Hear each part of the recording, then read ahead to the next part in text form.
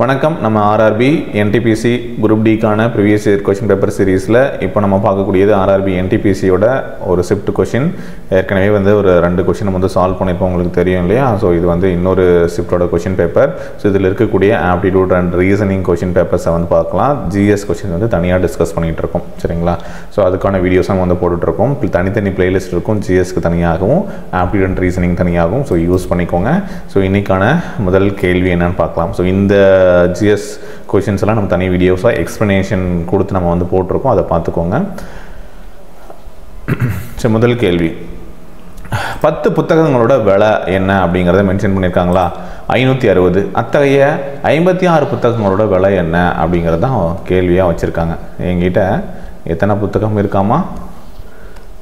10 புத்தகங்களோட விலை 560 அப்படின்னா இதே மாதிரி 56 புத்தகங்களோட விலை என்னன்னு கேட்குறாங்க. இப்போ ஒரு புத்தகத்தோட விலை என்னவா இருக்கும்? ஒரு புத்தகத்துக்கு 56 அப்படின்னு இருக்கும். அப்போ 56 புத்தகத்துக்கு 56 × 56 பண்ணணும். 56 ஸ்கொயர் பண்ணால் போதும். ஓகே, அப்போது 56 ஸ்கொயர் பண்ணுறதுக்கு உங்களுக்கு தெரியணும். Okay, so answer 3136. இதை நம்ம கிளாஸில் 56 ஸ்கொயர் எப்படி ஷார்ட்கட்டில் பண்ணணும் அப்படிங்கிற மாதிரி நம்ம டீச் பண்ணியிருக்கோம் இல்லையா? அந்த வீடியோ பார்த்தீங்கன்னா இதை ஒரே ஸ்டெப்பில் நம்ம என்ன பண்ண முடியும்? ஆன்சர் பண்ண முடியும். ஓகே, ஸோ அது எப்படி பண்ணணும், என்ன ஷார்ட்கட் யூஸ் பண்ணணும் அப்படிங்கிறதெல்லாம் உங்களுக்கு தெரியும், சரிங்களா? ஸோ ஃபாஸ்ட் கால்குலேஷனுக்கு இந்த மாதிரி டிப்ஸ் எல்லாம் யூஸ் பண்ணும்போது ரயில்வே எக்ஸாம்ஸ், அது மட்டும் இல்லாமல் சென்ட்ரல் கவர்மெண்ட் தேர்வில் கேட்கக்கூடிய கேள்விகளை அவங்க கொடுத்துருக்கூடிய டைம் லிமிட்குள்ளே நம்மளால் பண்ண முடியும். இது எப்படி பண்ணுறதுன்ற ஒரு சின்ன ஐடியா இப்போ இங்கே உங்களுக்கு கொடுக்குறேன். ஸோ அதை ஃபாலோ பண்ணிக்கோங்க. ஓகே, ஸோ இது எவ்வளவு அதிகமாக இருக்குது அப்படின்னு பார்க்கணும். 50ல் இருந்து இது எவ்வளவு அதிகமாக இருக்குதுன்னு பார்த்தா +6 இருக்குது. ஓகேங்களா? ஸோ அந்த 6ஐ இந்த வேல்யூ கூட நீங்கள் ஆட் பண்ணிக்கோங்க. +6 ஆட் பண்ணால் என்ன கிடைக்கும்? 62. இந்த 62ல் பாதியாக எடுத்தோம் அப்படின்னா என்ன கிடைக்கும்னா 31ன்னு கிடைக்கும், சரிங்களா? அந்த 31 வச்சுக்கோங்க. இப்போ எக்ஸ்ட்ராவாக எவ்வளோ இருக்குன்னு பார்த்தோம்? 6 இருக்குன்னு பார்த்தோம். அந்த 6ஐ ஸ்கொயர் பண்ணுங்கள், 36. புரிஞ்சுதுங்களா? அதுதான் நம்மளோட ஆன்சர். ஃபார் எக்ஸாம்பிள், இப்போ 52 ஸ்கொயர் பண்ணணும் அப்படின்னு நமக்கு ஒரு சம் வருது அப்படின்னா 50லேருந்து எவ்வளோ அதிகமாக இருக்குன்னு நம்ம பார்க்குறோம். அதிகமாக இருக்குன்னா 2 அதிகமாக இருக்குது. அப்போ அந்த 2ஐ கொடுத்துருக்கக்கூடிய வேல்யூ கூட ஆட் பண்ணோம் அப்படின்னா எவ்வளோ கிடைக்கும்? 54 கிடைக்கும். அதில் பாதி எடுக்கணும். இதெல்லாம் மைண்ட்லேயே நீங்கள் போட்டுக்கலாம், சரிங்களா? இப்போ நான் சொல்கிறத ரெகுலராக ப்ராக்டிஸ் பண்ணி நான் மைண்ட் கால்குலேஷனாக முடிஞ்சிடும். இப்போ 2 அதிகமாக இருக்குன்னு பார்த்தோமா? ஓகே, ஸோ அதை ஆட் பண்ணி 2ஆல் டிவைட் பண்ணோம், 1, சரிங்களா? எக்ஸ்ட்ராவாக அதிகமாக இருக்க 2 அதை ஸ்கொயர் பண்ணிங்கன்னா 4 கிடைக்கும். அப்போ 52 ஸ்கொயரோட வேல்யூ என்ன அப்படின்னு கேட்குறாங்க அப்படின்னா நம்ம 2704 மைண்ட்லேயே நம்ம போட்டுக்கலாம். ஒருவேளை 50ஐ விட கம்மியாக இருக்குது, லோவாக இருக்குது, 48 ஸ்கொயர் பண்ணணும். டைரெக்டாக நான் உங்களை மல்டிப்ளை, அதாவது ஸ்கொயர் வேல்யூ படிக்க சொல்லும்போது 30 ஸ்கொயர் வரைக்கும் படிச்சுக்கோங்கன்னு சொல்லியிருப்போம். மனப்படமாக தெரியணும் அப்படின்னு சொல்லியிருந்தேன், சரிங்களா? இப்போ 25 ஸ்கொயர்னால் என்னென்னு தெரியணும், 30 ஸ்கொயர்னால் என்னென்னு தெரியணும் அப்படிங்கிறத நம்ம சொல்லியிருப்போம். சேம் அதே மாதிரி இந்த அதுக்கு மேலே இருக்கக்கூடிய நம்பர்ஸ் எல்லாம் எப்படி மல்டிப்ளை பண்ணணும் அப்படிங்கிறதுக்கான ட்ரிக்ஸும் நமக்கு இருக்குது. இப்போ 48 ஸ்கொயர் பண்ணணும் அப்படின்னா இது 50லேருந்து எவ்வளவு கம்மியாக இருக்குதுன்னு பார்த்தா 2 கம்மியாக இருக்குது, சரிங்களா? 2 கம்மியாக இருக்குது அப்படிங்கிறதுனால கொடுத்துருக்கக்கூடிய வேல்யூலேருந்து அந்த 2ஐ மைனஸ் பண்ணுறோம். மைனஸ் பண்ணால் 46ஆக இருக்கும்.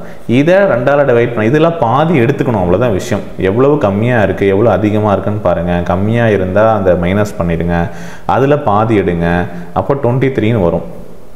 ஓகே, அந்த கம்மியாக இருக்கிற வேல்யூ என்னது? 2.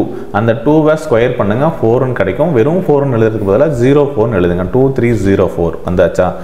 சரியா? இவ்வளோ தான் கான்செப்ட். இது எங்கேயும் நான் சொல்லிட்டேன், கிளாஸில் இது தான். ஓகே, ஸோ இந்த மாதிரி நிறைய விஷயங்கள், ட்ரிக்ஸ் நம்ம ஃபாலோ பண்ணியிருக்கோம். சரி, 47 ஸ்கொயர் சார் பண்ணணும், என்ன பண்ணலாம்? எவ்வளவு கம்மியாக இருக்குது இப்போ மைண்ட்லேயே திங்க் பண்ணுங்கள். 47 3 கம்மியாக இருக்குது 50க்கு. அப்போது 47லேருந்து 3ஐ மைனஸ் பண்ணுறோம், 44 கிடைக்கும். 44ல் பாதி எடுத்தால் 22 கிடைக்கும். ஸோ அதே மாதிரி அந்த 3ஐ ஸ்கொயர் பண்ணால் 9 கிடைக்கும். வெறும் 9 கிடையாது, 09 அப்படின்னு நம்ம மார்க் பண்ணிக்கலாம். அப்போது நம்ம 47 ஸ்கொயர் எடுக்கிறோம் அப்படின்னா நமக்கான வேல்யூ 2209 அப்படிங்கிறது வந்துருச்சு. சரியா? இது ஈஸியாக இருக்கா? ஒரே ஸ்டெப்பில் போட முடியுமா? போடலாம்ல? ஓகே, அப்போ நீங்கள் என்ன பண்ணணும், ஸோ இந்த மாதிரியான கான்செப்ட்ஸை வந்து நீங்கள் நல்லா படித்து வச்சுருக்கும் போது நம்மளால் ஈஸியாக பண்ண முடியும் அப்படிங்கிறத தான் அதை தான் இங்கே வந்து சொல்ல வரேன். சரிங்களா? ஒரு கொஷனுக்கு இவ்வளோ நேரமா சார்?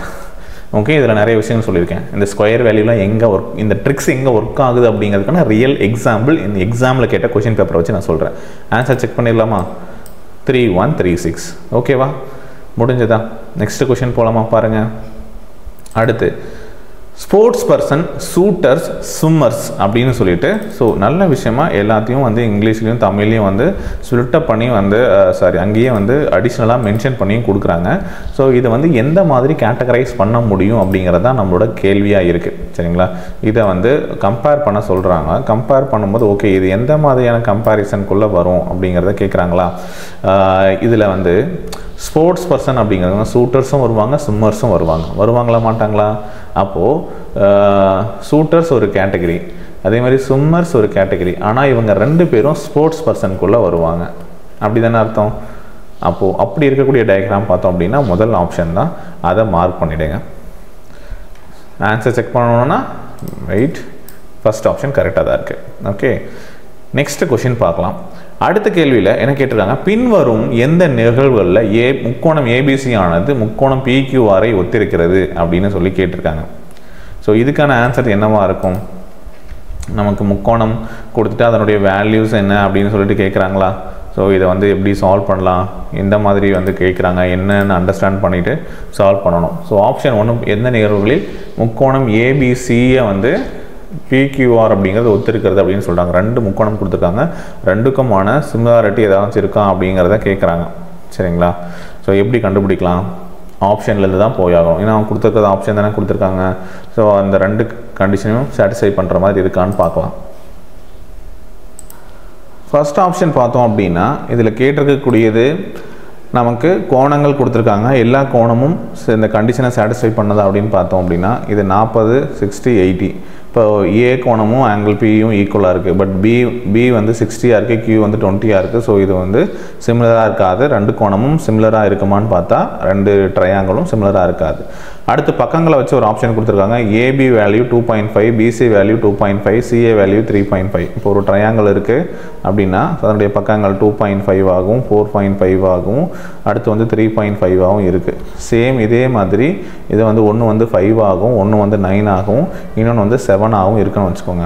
ஸோ இது பார்த்தீங்க அப்படின்னா இந்த ரெண்டுக்குமான பக்கங்களுக்கான ரேஷியோ பார்த்தோம் அப்படின்னா இது 1/2 அப்படிங்கிற ரேஷியோவில் இருக்குது. ஸோ அது பார்த்தீங்களா, இது 5 இருக்கா, 5/2, 9/2, 4.5 இருக்கா, 7ல் பாதி.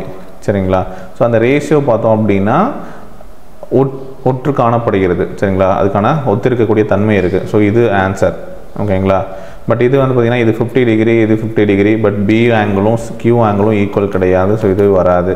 ஸோ அதே மாதிரி இதில் பார்த்திங்க அப்படின்னா அந்த மாதிரி வேல்யூஸ் கொடுக்கல. ஓகே, ஸோ ஒரு ரிலேஷன்ஷிப் வந்து இதில் வந்து பக்கங்களுக்கு வந்து ஈக்குவலான வேல்யூஸ் வந்து இல்லை, அதனால் இதுவும் வராது. ஸோ நமக்கான ஆன்சர் வந்து பார்த்திங்க அப்படின்னா செகண்ட் ஆப்ஷன் சரியாக இருந்து. சரிங்களா? செகண்ட் ஆப்ஷன் சரியாக இருக்கான்னு செக் பண்ணிடலாம். எஸ், செகண்ட் ஆன்சர் தான் கரெக்ட். அடுத்து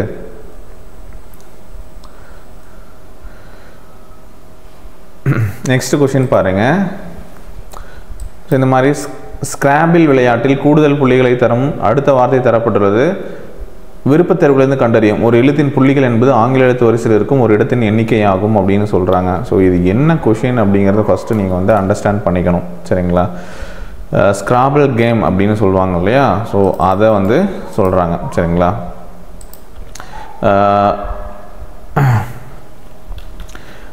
ஆப்ஷன் பாருங்கள், ஏஏடி பிடி அப்படின்னு சொல்லியிருக்காங்களா? ஸோ அதாவது எப்படி கண்டுபிடிக்கிறதுன்னு பார்க்கலாம். ரைட், ஏஏடி பிடியா ஆல்ஃபபெட்டில் பார்த்தோம் அப்படின்னா ஏஏடி பிடி தானே?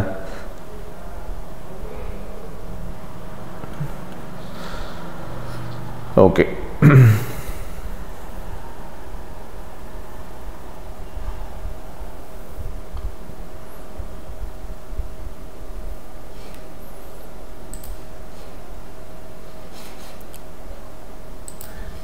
இந்த ஸ்கிராபிள் கேம் வந்து பார்த்திங்க அப்படின்னா ஒரு பிளேயரோ 2 பிளேயரோ மல்டிப்ளேயரோ விளையாடக்கூடிய ஒரு கேம். ஃபஸ்ட்டு அது என்ன நீங்கள் வந்து தெரிஞ்சுக்கணும். இந்த ஸ்க்ராபிள் கேம் வந்து பார்த்திங்க அப்படின்னா வேர்டு வந்து ஃபார்ம் பண்ணுறது. சரிங்களா?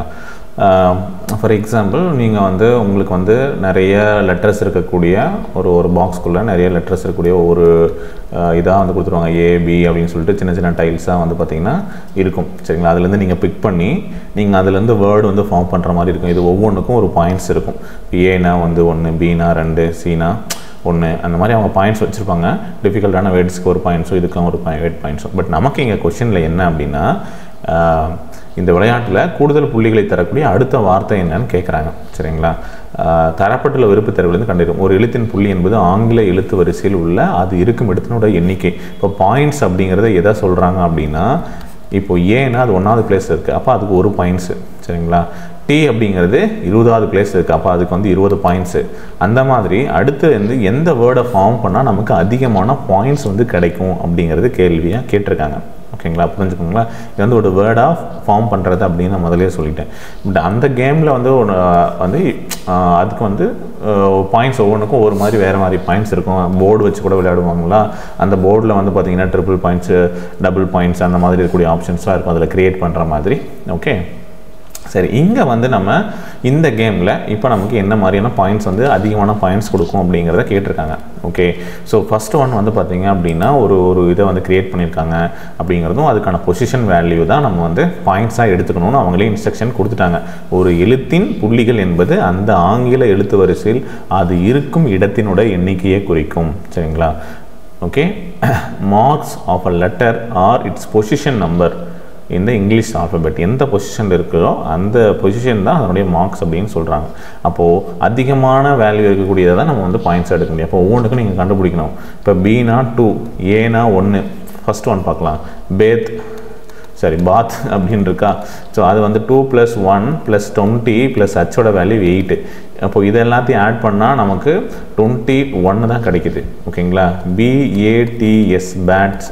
அப்போது 2 + 1 20 + எஸ்ஸோட வேல்யூ வந்து பார்த்திங்க அப்படின்னா 19. ஓகே, அப்போ இதை எல்லாத்தையும் ஆட் பண்ணால் 42 கிடைக்குது. ஓகே, அடுத்தது BAIT. அப்போ 2 + 1 I வந்து 9, T வந்து 20. ஸோ இது கம்மியாக தான் இருக்க போகுது. BATE அப்படின்னு பார்த்தா ஸோ இதோட வேல்யூ 2, 1 + 20 + வந்து 5. ஓகே, இதுவும் கம்மி தான். சரிங்களா? இது வந்து 32 தான் கிடைக்குது. இது வந்து பார்த்திங்க அப்படின்னா 28 தான் கிடைக்குது. இப்போ அதிகமான பாயிண்ட்ஸ் வந்து 42ல் இருக்குது. அது எந்த லெட்டரை ஃபார்ம் பண்ணதுனால கிடச்சதுன்னா பேட்ஸ் அப்படிங்கிறத க்ரியேட் பண்ணதுனால கிடச்சிருக்கு. ஸோ ஆன்சர் வந்து செகண்ட் ஆப்ஷன். ஸோ நம்ம ஆன்சர் செக் பண்ணிடலாமா? Yes, check. ஓகே, கரெக்டாக இருக்கா? ஸோ இதை புரிஞ்சுக்கோங்க. ஸோ இப்படியும் கொஷின்ஸ் வந்து கேட்பாங்க. நீங்கள் புரிஞ்சுக்கணும் ஃபஸ்ட் இப்படி தான் கொஷின் கேட்டிருக்காங்க அப்படிங்கிறது உங்களுக்கு புரியணும். புரிஞ்சால் தான் நம்ம ஆன்சர் பண்ண முடியும். அடுத்து பாருங்கள். மும்பையிலிருந்து பூனேவுக்கு காரில் செல்லும்போது ஒரு டயரில் இரு பஞ்சர்கள் இருப்பதை உணர்ந்தேன். எனது முந்தைய அனுபவத்தின் அடிப்படையில் முதல் பஞ்சர் ஆகி 9 நிமிடங்களில் டயர் தட்டையாக வேண்டும். மேலும் 2வது பஞ்சர் 6வது நிமிடத்தில் ஆகியிருக்கும் என்றும் நான் நம்புகிறேன். நிலையான விகிதத்தில் காற்று கசிந்தால் 2 பஞ்சர் காரணமாக டயர் தட்டையாக எவ்வளவு நேரம் ஆகக்கூடும் அப்படின்னு சொல்லிட்டு கொஷின் கேட்டிருக்காங்க. சரிங்களா? எங்கேருந்து எங்கே போகிறாங்க இதெல்லாம் வந்து ஸ்டோரி எல்லாம் உங்களுக்கு வந்து அந்த கொஷினை ஃப்ரேம் பண்ணுறதுக்காக கொடுக்குறாங்க. சரிங்களா? பட் உங்களுக்கு தெரிய வேண்டியது ஃபஸ்ட்டு ஒரு பஞ்சர் ஆகுது, அது எத்தனை நிமிஷத்தில் ஆகுது? 9 நிமிஷத்தில் ஆகுது. செகண்ட் பஞ்சர் எப்போ ஆகுது? 6 மினிட்ஸில் ஆகுது. ஓகேவா? ஸோ இது வந்து டைம் அண்ட் ஒர்க்கை நம்ம பார்ப்போம்ல, அந்த எஃபிஷியன்சி டைம் பேஸ்டு கொஷின்ஸாக வந்து நம்ம வந்து பார்ப்போம். ஸோ அந்த மாதிரி தான் வந்து நம்ம வந்து கொஷின் வந்து இங்கே ஃப்ரேம் பண்ணியிருக்காங்க. ஓகே, இதுக்கான எல்சிஎம் எடுத்தால் என்ன கிடைக்கும் அப்படின்னா ரெண்டும் ஒன்றா சேர்ந்து டோட்டலாக டைம் எடுத்துக்கூடியது என்னன்னு பார்த்தா 18. 9க்கும் 6க்கும். ஸோ இது வந்து 2, இது வந்து 3, ரெண்டும் சேர்ந்தது வந்து 5. இப்போது 18/5 பண்ணோம் அப்படின்னா 3 5 15. ஓகே, மீதி 3. அப்போது 3/5 மினிட்ஸில் வந்து பார்த்திங்க அப்படின்னா ரெண்டுமே பஞ்சர் ஆகிருக்கும். சரிங்களா? அதுதான் வந்து கேள்வியாக கேட்குறாங்க. முதல் பஞ்சர் வந்து 9 நிமிஷத்தில் ஆகும். 9 நிமிஷத்தில் வந்து அது தட்டையாயிரும், அந்த வேலையை முடிஞ்சிடும்னு வச்சுக்கோங்க. ரெண்டாவது டயர் வந்து பார்த்திங்க, ரெண்டாவது பஞ்சர் ஆச்சு அப்படின்னா 6 நிமிஷத்தில் அது வந்து தட்டை ஆகும் அப்படின்னு சொல்கிறாங்க. சரிங்களா? நிலையான விகிதத்தில் காற்று கசிந்தால் 2 பஞ்சர் காரணமாக 2 பஞ்சர் ஆயிடுச்சு அதில், அதனால் டயர் வந்து தட்டையாக எவ்வளோ நேரம் எடுக்கும்னு கேட்குறாங்க. ரெண்டும் ஒன்றா ஆகும்போது 3/5 நிமிஷத்தில் அது ஆகிடும் அப்படிங்கிறது தான் கணக்கு. ஸோ அதை தான் வித்தியாசமாக அப்படி கேட்டுருக்காங்க. ஆன்சர் கரெக்டானு பார்த்துடலாமா? எஸ், செகண்ட் ஆப்ஷன் கரெக்டு தான். ஓகே, அடுத்த கேள்வி பார்ப்போம். சில முக்கோணங்களினுடைய பக்கங்கள் கீழே கொடுக்கப்படுது, அவற்றில் எது ஒரு செங்கோண முக்கோணம் என்பதை அடையாளம் காணவும் அப்படின்னு சொல்லி கேட்குறேன். எது வந்து ஒரு ரைட் ஆங்கிளை வந்து ஃபார்ம் பண்ணும் அப்படிங்கிறதா நமக்கான கேள்வி. ஒரு ரைட் ஆங்கிளை ஃபார்ம் பண்ணோம் அப்படின்னா எப்படி இருக்கணும் அப்படிங்கிறது உங்களுக்கு தெரியும் இல்லையா? ரைட் ஆங்கிளை ஃபார்ம் பண்ணோன்னா பித்தாகரஸ் தியரம் வந்து சொல்லும் இல்லையா? இப்போ 2 பக்கங்கள் இருக்குது. சரிங்களா?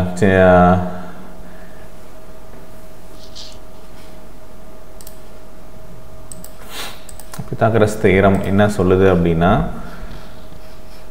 நம்மளுடைய ரைட் ஆங்கிள்டு ட்ரையாங்கிளாக இருக்கணும் அப்படின்னா, அதாவது a² + b² = c². இதானே? இப்போ ஏபிசியோட வேல்யூ இருக்கா? சரிங்களா?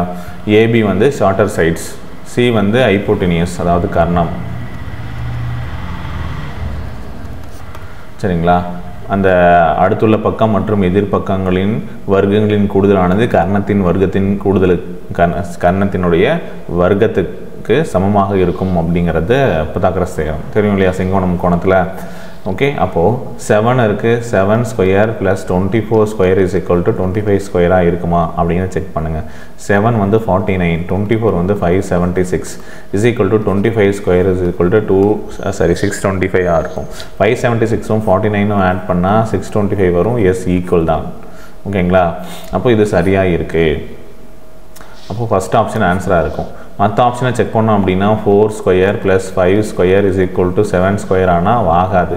16 + 25 = 49 ஆனால் 49 வராது. அதே மாதிரி 5² 25 36 வருமா அப்படின்னு கேட்டால் வராது. சரிங்களா? அதே மாதிரி 4² 16 5² 25 அது வந்து 6² கேட்டால் அதுவும் இல்லை. ஸோ ஆன்சர் வந்து ஆப்ஷன் ஏ தான். செக் பண்ணிடலாமா? எஸ்.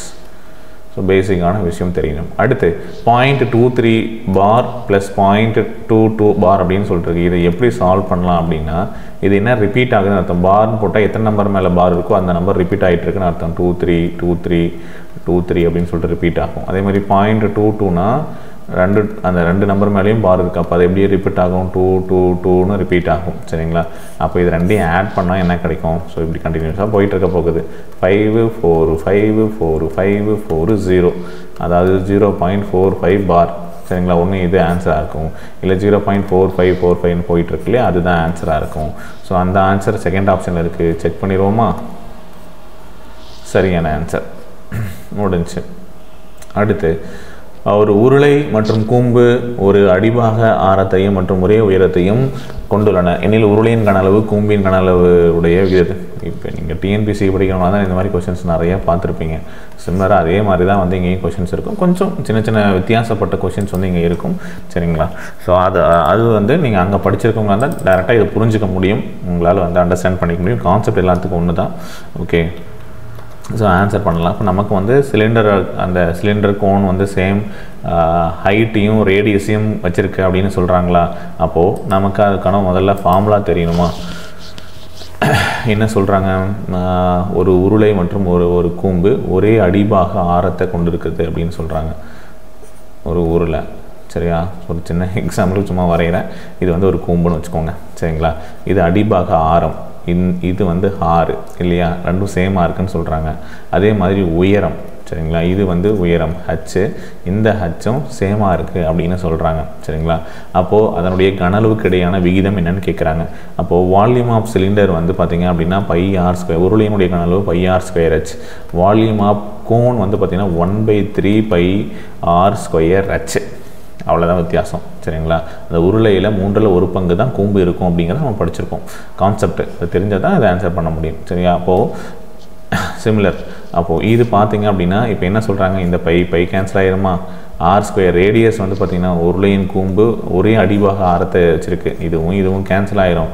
ஹைட்டும் வந்து பார்த்திங்க அப்படின்னா சேமாக இருக்குது, ஒரே உயரத்தை கொண்டிருக்குன்னு சொல்கிறாங்க, ஹைட்டையும் கேன்சல் பண்ணி விட்டுறலாம். அப்போது 1:1/3 இருக்குது. அப்போது இது 3:1 இருக்கும். சரிங்களா, 3:1 அப்படிங்கிற ரேஷியோவில் இருக்கும். அதாவது உருளையின் கனளவு மற்றும் கூம்பின் கனளவுக்கு இடையான விகிதம் 3:1 அப்படிங்கிற ரேஷியோவில் இருக்கும். அப்போது செகண்ட் ஆன்சரை நம்ம வந்து மார்க் பண்ணலாம். அது சரியாக இருக்காங்கிறத செக் பண்ணுங்கள். எஸ், சரிதான். ஓகே, அடுத்து கொஷின் நம்பர் 23 இருக்கக்கூடியது பாருங்கள். 0.4 நீங்களும் ட்ரை பண்ணுங்கள். 404 நான் இங்கே கொஷின் எடுத்து எழுதிட்டு இருக்கேன், நீங்கள் அதை செய்ய தேவையில்லை, உங்களுக்கு கொஞ்சம் கிளியராக இருக்கணுங்கிறதுக்காக எழுதுகிறேன். இதை வந்து ஆல்ரெடி டெசிமலில் இருக்குது. சரிங்களா, ஒன்று இதை வந்து மாற்றணும். இப்படி ஆன்சரும் டெசிமலில் தான் இருக்குது. அப்போ என்ன பண்ணலாம், 0.4 இது 3 டிஜிட் தள்ளி புள்ளி வைக்கணும், அவ்வளோதானே. 0.404. இப்போ இதை ஆட் பண்ண என்ன கிடைக்கும், 0. கடைசியில் 04 4 கூட்டினா 8. ஸோ 0.804 ஆப்ஷன் டியில் இருக்குது. மார்க் பண்ணுங்கள். சிம்பிளான கொஷின் தான். ரைட், முடிஞ்சது. அடுத்து பின்வருவனவற்றை சுருக்குக அப்படின்னு சொல்லி கொடுத்துருக்காங்க. இதை சிம்பிளிஃபை பண்ணணும். கொஷின் நல்லா பார்த்து வச்சுக்கோங்க. இதில் என்ன கேட்டிருக்காங்க அப்படிங்கிறது தெரிஞ்சால் தான் நம்மளால் ஆன்சர் வந்து பண்ண முடியும் இல்லையா. ஸோ இங்கே பார்த்தீங்க அப்படின்னா 7/2 கொடுத்துருக்காங்களா. 7/2 டிவிஷன் 5/2. ஸோ நான் வந்து டேரெக்டாக எழுதுகிறேன். ஸோ ஒரு பேசிக்கான கான்செப்ட் போர்ட் மாஸ் அப்படிங்கிற ஒரு விஷயம், அதை அப்ளை பண்ண போகிறீங்க. போர்ட் மாஸில் எது ஃபஸ்ட்டு பண்ணணும் அப்படிங்கிறது உங்களுக்கு தெரியும். ஸோ அந்த மாதிரி பார்த்தோம் அப்படின்னா இந்த ப்ராக்கெட்டுக்குள்ளே கர்லி ப்ராக்கெட்டுக்குள்ளே இருக்கக்கூடியதில் ப்ராக்கெட் வந்து நம்ம ஃபஸ்ட்டு பண்ணுறோம். அதில் வந்து 7/2 இருக்குது. இந்த டிவிஷனை பெருக்கலாக மாற்றணும்னா தலைகளே எழுதுவோம். அப்படி எழுதணும்னா 2/5 எழுதுவோம். இன்ட்டு 3/2 இருக்குது. முடிஞ்சிச்சா, அந்த டேர்ம் மட்டும் எடுத்திருக்கோம். சரிங்களா, கீழே இந்த டிவைட் பை மறுபடியும் 7/2 இருக்குது. டிவிஷன் ஃபஸ்ட்டான ப்ராக்கெட்டுக்குள்ளே இருக்கிறத நம்ம பண்ணணும். ஸோ இந்த டிவிஷனை அப்படியே வச்சுக்கோங்க, இல்லை இங்கே சால்வ் பண்ணிவிடுங்க. சரிங்களா, ஸோ இங்கே சால்வ் பண்ணிவிடுங்க. இங்கேயே நம்ம வந்து சொல்கிறேன் பாருங்கள். ஸோ 5 3 என்ன ஆச்சு, பெருக்கனா மேலே 15 ஆச்சு, 2 2 எவ்வளோ ஆச்சு, 4 ஆச்சு.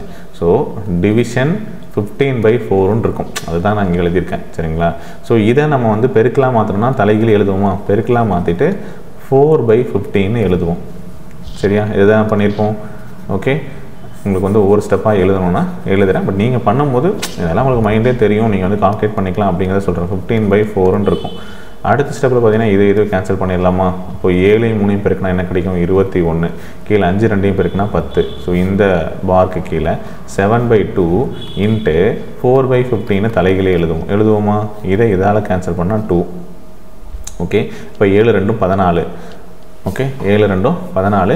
கீழே வந்து 15 இருக்குது. சரிங்களா, சாரி 7 2 14. எஸ் 14/15 இருக்குது. சரிங்களா, அப்போது என்ன கிடச்சிருக்கு, 21/10. கீழே வந்து 14/15 இருக்குது. சரிங்களா, ஸோ இதை கன்வர்ஷன் பண்ணுறோம். 21/10 மறுபடியும் இந்த டிவிஷன் இருக்கிறத பெருக்கலாம் மாற்றணும்னா 15/14 கிடைக்கும். அடிக்கலாமா, 2 5 10, 3 5 15, 3 7 21, 2 7 11. சரிங்களா, அப்போ என்ன கிடைக்கும், 9/4 கிடைக்கும். சரிங்களா, இப்போ நம்ம பண்ணது ஃபுல்லாக இந்த கர்லி ப்ராக்கெட் இருக்கிறத மட்டும்தான் பண்ணியிருக்கோம். இந்த டிவிஷன் 5.25 நம்ம வந்து பண்ணலை. சரிங்களா, அப்போது அதை சால்வ் பண்ணணும் அப்படின்னா 9/4 டிவிஷன் 5.25 இருக்கும். கீழே 1. இப்போ இதையும் வழக்கம் போல் தலைகீழியாக மாற்றுறோம் அப்படின்னா 1/5.25 எழுதலாமா. ஸோ இதை என்னால் சால்வ் பண்ண தெரியல, எனக்கு டெசிமலில் இருக்குது, அதை நான் வந்து முழு வேல்யூவாக மாற்றிக்கிறேன் அப்படின்னா 100ஆல் பெருக்கிக்கோங்க. மேலே 100, கீழே வந்து 525. இப்போ ஈஸியாக இருக்குமா, நம்மளால் வந்து கேன்சல் பண்ண முடியுமா, பண்ணலாம்ல. இப்போ 4ஆல் அடித்தோம் அப்படின்னா 25 டைம் 100 வந்துடும். இந்த 25ஆல் அடித்தோம் அப்படின்னா 21 டைம் வந்துடும். சரிங்களா, இப்போது இதை வந்து 3ஆல் அடிக்கலாமா, 3 9 7 21. ஸோ ஃபைனல் ஆன்சர் என்ன கிடைக்கும், 3/7 இருக்குது. ஓகே, ஸோ 3/7ங்கிறது தேர்ட் ஆப்ஷனாக இருக்குது. செக் பண்ணி பாருங்கள். ஓகே, அடுத்த கேள்வி. ஸோ இது வந்து பார்த்தோம் அப்படின்னா நமக்கு என்ன கேட்டிருக்காங்க, அதாவது a + 0 = 0 + a = a. இதில் a மெய்யெண் என்பது உண்மை, ஏனெனில் பூஜ்ஜியத்தினுடைய கூட்டல் பண்பு, கூட்டலின் சேர்ப்பு பண்பு, கூட்டலின் பரிமாற்ற பண்பு, கூட்டலின் தலைகீழ் பண்பு. இது என்ன ப்ராப்பர்ட்டிஸை வந்து கொஷினாக வந்து கேட்டிருக்காங்க, அதுதான் நீங்கள் வந்து புரிஞ்சுக்கணும். சரிங்களா, ஸோ ப்ராப்பர்ட்டியை கொஷினாக கேட்குறாங்க அப்படின்னா ஸோ இந்த பேசிக்கான விஷயங்கள் கூட நமக்கு வந்து கொஷினாக வந்து வரும் அப்படிங்கிறத நமக்கு வந்து சொல்கிறாங்க. சரிங்களா? ஸோ என்ன ஆன்சர் வரும் கெஸ் பண்ணிட்டீங்களா? இதில் வந்து அதாவது ஸோ இதை வந்து என்ன சொல்லுவோம் அப்படின்னா சேம் வேல்யூ தானே. இப்போ ஏ ப்ளஸ் பியும் பி ப்ளஸ் ஏவும் சேம் தான். ஏபியும் ரியல் நம்பராஸாக இருந்துச்சு அப்படின்னா கரெக்டு தானே. இது அசோசியேட்டிவ் ப்ராப்பர்ட்டி அப்படின்னு சொல்லுவோம் இல்லையா, அது என்னன்னு சொல்லுவோம்னா A plus B plus C, okay, அதை ஏ ப்ளஸ் பி பண்ணிவிட்டு அடுத்து சி பண்ணாலும் ஒன்று தான். சரிங்களா? இது அசோசியேட்டிவ் ப்ராப்பர்ட்டி அப்படின்னு சொல்லுவோம். இன்வர்ஸ் ப்ராப்பர்ட்டி அப்படின்னு சொல்லிட்டு ஒன்று நம்ம சொல்லுவோம். சரிங்களா? இன்வர்ஸ் ப்ராப்பர்ட்டி அப்படின்னா A plus inverse minus A is equal to 0. சரிங்களா? இதுவும் வந்து பார்த்திங்க அப்படின்னா ஏ வந்து ரியல் நம்பராக இருக்கும்போது, ஓகே, அடிட்டிவ் ப்ராப்பர்ட்டி அப்படின்னு சொல்லுவோம். சரிங்களா? ஸோ அது அடிட்டிவ் ப்ராப்பர்ட்டி ஆஃப் 0, அதாவது பூஜ்ஜியத்தின் கூட்டல் பண்பு அப்படின்னு இருக்கா. ஸோ அதை வந்து என்ன சொல்லுவோம்னா A plus 0 is equal to 0 plus A. 0 கூட எந்த நம்பர் கூட்டினாலும் அதே தான் வரப்போகுது. சரிங்களா? அப்போது இது வந்து இதுக்கான ஆன்சர் என்ன அப்படின்னா பூஜ்ஜியத்தின் கூட்டல் பண்பு அப்படின்னு சொல்கிறாங்க. ஏ கூட 0 கூட்டினாலும் ஒன்று தான், 0 கூட ஏ கூட்டினாலும் ஏ தான் கிடைக்கும். அது பூஜ்ஜியத்தினுடைய கூட்டல் பண்பு அப்படின்னு சொல்கிறாங்க. ஓகே, ஸோ இது தெரிஞ்சு வச்சுக்கோங்க. ஸோ ஆப்ஷன் 1 வந்து கரெக்டாக இருக்குது. ஓகே, வந்து ஃபஸ்ட் ஒன்று பார்த்தோம். இது என்னது? A plus B is equal to B plus A. இது வந்து குமுலேட்டிவ் ப்ராப்பர்ட்டி ஆஃப் அடிஷன், கூட்டலின் சேர்ப்பு பண்பு. இது பரிமாற்று பண்பு அப்படின்னு சொல்லுவோம். சரிங்களா?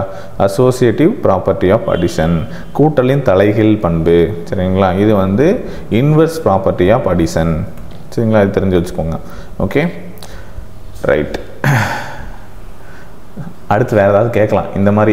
இதை வந்து ஆப்ஷனில் கொடுத்து ஸோ கொஷினாக கொடுத்துட்டு ஆப்ஷன் வச்சுருந்தாங்கன்னா அப்போ நீங்கள் ஆன்சர் பண்ணுறது ஈஸியாக இருக்கும். நோட் பண்ணி வச்சுக்கோங்க. ஓகே, ரொம்ப பேசிக்கெலாம் நம்ம வந்து எங்கே பார்க்க மாட்டோம். அதாவது கொஷின் ஆன்சராக டிஸ்கஸ் பண்ணும்போது வெறும் அந்த கொஷின் ஆன்சர் டிஸ்கஸ் பண்ணுறதுனால போயிடும். ஸோ இந்த மாதிரி இங்கே கொஷின் கேட்குறாங்க அப்படின்னா இதை தெரிஞ்சு வச்சுட்டு ஆன்சர் பண்ணுங்கள், ரொம்பவே யூஸ்ஃபுல்லாக இருக்கும்.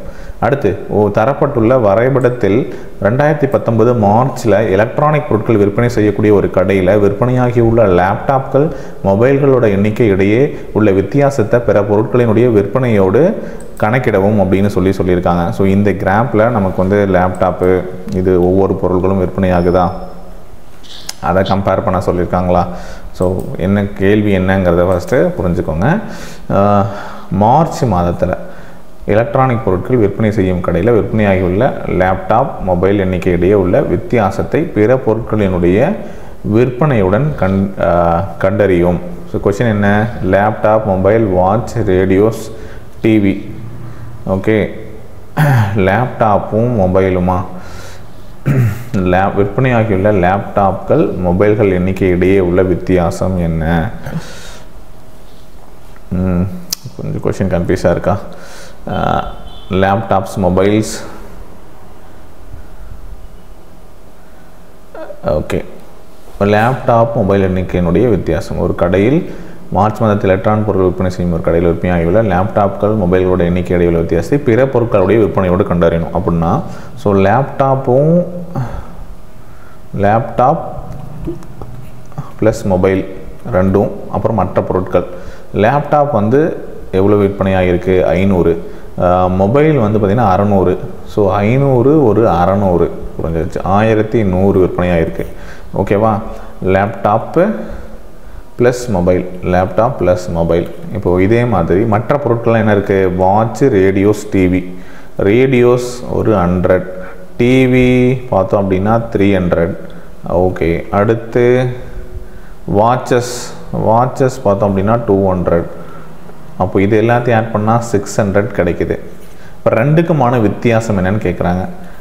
வித்தியாசம் பிற பொருட்களுக்கான விற்பனையோடு அந்த வித்தியாசத்தை கண்டுபிடிக்கணும். அப்போ 1100லேருந்து 600 அப்படிங்கிறத கழித்தோம் அப்படின்னா நமக்கு கிடைக்கக்கூடிய ஆன்சர் 500. ஸோ 500 ஆன்சராக இருக்குமா? செக். ஸோ ஆப்ஷன் 4 இருக்குது. ஸோ அதை நான் டிக் பண்ணிடலாம். எஸ். ஓகே, அவ்வளோதான். அடுத்து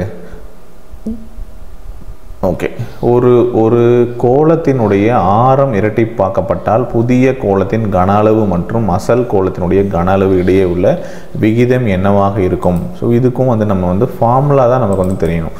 இப்போ உங்களுக்கு என்ன கொடுத்துருக்காங்க, ஒரு ஸ்பியர் வந்து நமக்கு வந்து கொடுக்குறாங்க. ஓகே, ஸோ அதனுடைய வேல்யூஸ் என்னங்கிறத கொடுத்துருக்காங்களா, எப்படி இருக்குது, இந்த அதுக்கு கனவு வந்து எப்படி ஆகுது ஆரத்தை பொறுத்து அப்படிங்கிறது. இப்போது ஒரு ஸ்கொயரோட ரேடியஸ் ஆர், அதை வந்து இரட்டி பார்க்குறோன்னு வச்சுக்கோங்க. இப்போ முதல்ல அந்த புதிய கோளத்தினுடைய கன அளவு மற்றும் அசல் கோளத்தினுடைய கன அளவுக்கு இடையே இருக்கக்கூடிய விகிதம். முதல்ல கோளத்தின் கன அளவு இது வந்து பழசு, இது வந்து புதுசு, ஓல்டு நியூ அப்படின்னு கூட வச்சுக்கோங்க. அப்போ கோளத்தினுடைய கன அளவுக்கான ஃபார்முலா தெரியணும். Volume of sphere is equal to 4/3 πr cube இல்லையா? ஸோ இதுவும் அதே தான், 4/3 π. இது ரேடியஸ் 1ன்னு வச்சுக்கலாம், இது ரேடியஸ் 2ன்னு வச்சுக்கலாம். ஓகே, ஏன்னா முதல்ல வந்து ஆர் ரேடியஸாக இருக்குது, அதுக்கப்புறம் அதை இரட்டிப்பாக்கிறோம், 2r மாறிடும். கரெக்டாக இரட்டிப்பாக்கிறதுனால புது கோளத்தினுடைய ரேடியஸ் 2r மாறிடும். சரிங்களா? அப்படின்னா இது எல்லாமே கேன்சல் ஆகிரும். மீதி இருக்கக்கூடியது என்னது, ஃபஸ்ட் இருக்கக்கூடியது ஆர். அடுத்து வந்து பார்த்திங்க அப்படின்னா ஓகே 2r அப்படின்னு சொல்லிட்டு இருக்கும். சரிங்களா? ஸோ இதோட வேல்யூ ஆர் கியூப்னு இருக்கும், இதோடது வந்து பார்த்திங்கன்னா 2r கியூப்னு இருக்கும். சரிங்களா? அப்போது இதை வந்து இது பண்ணோம் அப்படின்னா 8r கியூப்னு மாறுமா? இந்த ஆர் கியூப் கேன்சல் ஆகிடுமா? இப்போ 1:8ன்னு இருக்குமா? கேள்வி என்னன்னு பாருங்கள். புதிய கோளத்தின் கன அளவுக்கும் அசல் கோளத்தின் கன அளவுக்கும் இடையேயான விகிதம்னு கேட்குறாங்க. நம்ம கண்டுபிடிச்சது ஓல்டு வர்சஸ் நியூக்கான ரேஷியோவை பொறுத்த வரைக்கும் எப்பயுமே எப்படி கேட்பாங்கன்னா A/B அப்படி, அதாவது ஏ மற்றும் பியினுடைய விகிதம் என்ன அப்படின்றத ஃபஸ்ட்டு ஏவோட வேல்யூ பியோட வேல்யூ கொடுத்துட்டு கடைசியில் B/A அப்படி பி மற்றும் ஏவோட விகிதம் என்னன்னு கேட்டுருவோம். அவங்க என்ன ஆர்டரில் கேட்குறாங்களோ அந்த ஆர்டர் தான் நம்ம ரேஷியோ எடுக்கணும். நம்ம கண்டுபிடிச்சது ஓல்டு அண்ட் நியூவுக்கு நம்ம எடுத்திருக்கோம் 1:8ன்னு சொல்லிட்டு. அவங்க கேட்டிருக்கிறது புதிய நியூவுக்கும் ஓல்டுக்கும் இருக்கிற ரேஷியோ. நியூ வந்து 8, ஓல்டு வந்து 1. அப்போ 8:1 தான் கரெக்டு. ரெண்டுமே ஆப்ஷனில் இருக்கும். சரிங்களா? ஒருவேளை நீங்கள் 3வது ஆப்ஷனை சூஸ் பண்ணிங்கன்னா தப்பு. ஓகே,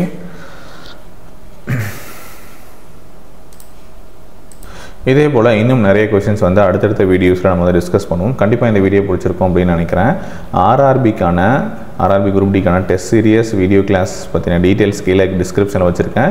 அந்த நம்ம அதிகமானுடைய ஆப் டவுன்லோட் பண்ணிவிட்டு அதில் இருக்கக்கூடிய டெஸ்ட் பேட்ச் வந்து பர்ச்சேஸ் பண்ணிக்கோங்க. நம்ம சேனல் வீடியோஸ் ஃபாலோ பண்ணுறவங்களுக்காக ஆர்ஆர்பி 10 அப்படிங்கிற கூப்பனை யூஸ் பண்ணுங்கள்.